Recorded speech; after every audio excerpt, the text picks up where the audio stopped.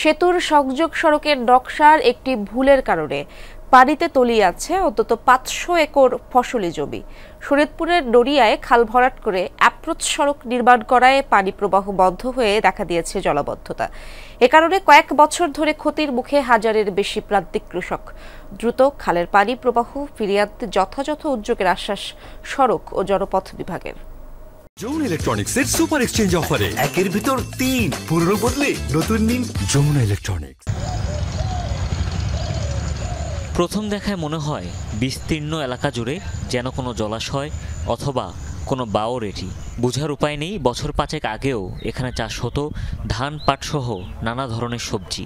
অপরিকল্পিতভাবে একটি সেতুর সংযোগ সড়ক নির্মাণ করায় ভেসে গেছে একরের পর একর ফসলি জমি, তাই বন্ধই হয়ে গেছে আবাদ।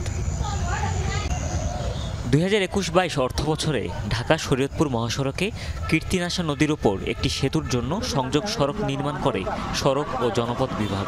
এই সংযোগ সড়কের নির্মাণের জন্য গাগড়িজোড়া খালের মুখসহ ভরাট করা হয় ৪০০ মিটার অংশ।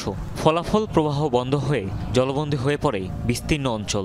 কচুরিপানা ও আবর্জনার দখলে ফসলি জমি, আবাদ করতে না পারায় দীর্ঘস্থায়ী ক্ষতির মুখে প্রান্তিক কৃষক ও জমির মালিকরা।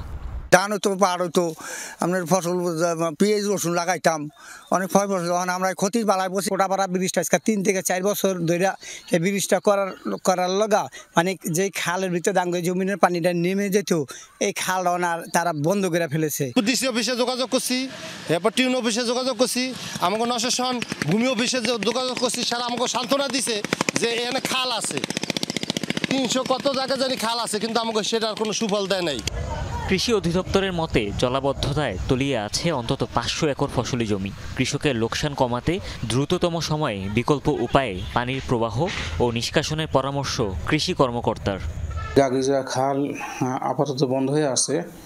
এটা যেন আমাদের প্রায় ৪০০ থেকে ৫০০ একর জমি, যেটা আমাদের আসলে এক ফসলি জমি। মূলত আমাদের বড় মৌসুমে এখানে বিভিন্ন ধরনের সরিষা, পেঁয়াজ, রসুন আবাদ হতো, কিছু কিছু এলাকায় ধান হতো। এটা আপাতত এবছর আবাদ হচ্ছে না, কারণ আমাদের জলাবদ্ধতা এখন আছে। কিন্তু কি করে খালের মুখ বন্ধ করে তৈরি হয় সড়ক? সড়ক ও জনপথ বিভাগ জানায় প্রকল্পের নকশায় ভুল করে বাদ পড়ে যায় খালটি, তাতেই এই ভোগান্তি। এটা যখন স্টাডি করা হয়েছিল এই কিভাবে এটার ডিজাইন করা হবে ওভারঅল ব্রিজের, সে সময় হয়তো ওইটা বিবেচনা থেকে কোনো কারণে বাদ পড়ে গেছে খালটা। তবে আমরা এখানে মানে খালের চলাচল যাতে এই নির্মাণ কাজ শেষে আবারও স্বাভাবিক হয়, সেজন্য যেটা করা প্রয়োজন আমরা সেটা করব। কৃষি বিভাগ বলছে খালের পানি প্রবাহ সচল হলেই আগের মতো ফসল উৎপাদন হবে, সমস্যা নিরসন হবে হাজারের বেশি ভুক্তভোগী কৃষকের। হুমায়ুন রশিদ, যমুনা নিউজ।